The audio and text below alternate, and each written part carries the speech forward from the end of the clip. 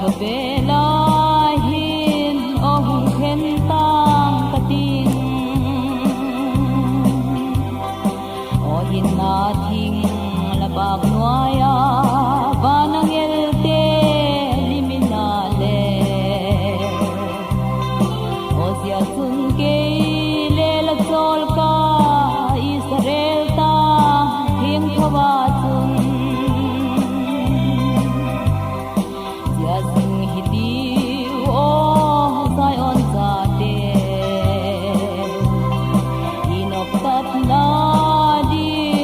Gamlo pi anai tai ulung ai le ilung sin nau thi ikipak nau pa sa le lun nge na ohin na thing labak nuaya banang elte liminale ozia sun ke lela chol ka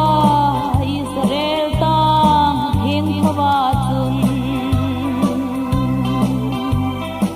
Yakobi hoi